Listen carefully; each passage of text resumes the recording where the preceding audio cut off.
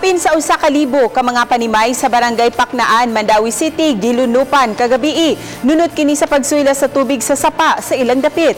Ang detalye sa report ni Nico Sereno. Gilunupan ang kabalayan sa barangay Paknaan human mi overflow ang bahin sa Butuanon River sugod kagahapon sa hapon hangtod na pagkagabi. Lakip sa naapektuhan ang 6.5 hectare relocation site, Zone Ahos, Zone Talong, Batong ug Zone Sibuyas. Depende sa elevation sa sitio kay may mga balay nga kutob hawak ug dughan ang gitason sa tubig.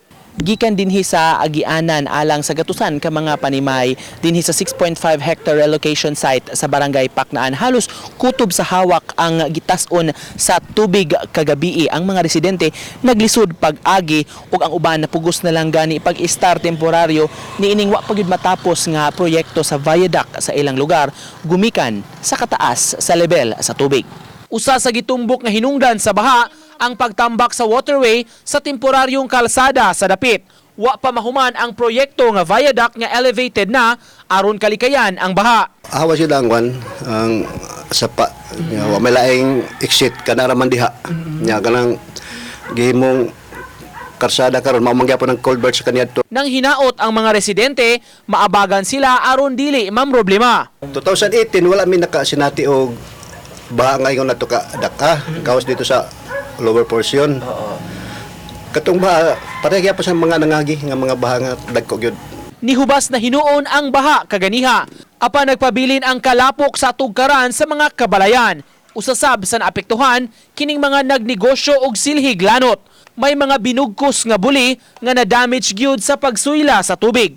Apan kining mga kalalakinan mihipos sa mamahimo pang magamit aron maporma nga silhig.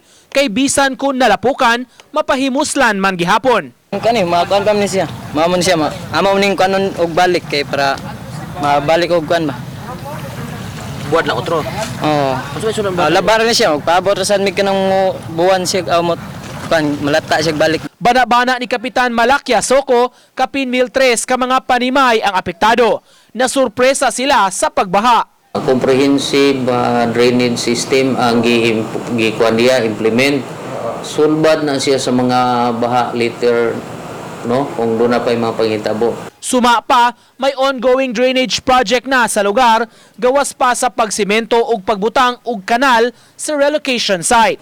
Uban ni Godfrey Relien, Nico Sereno, Balitang Bisdak.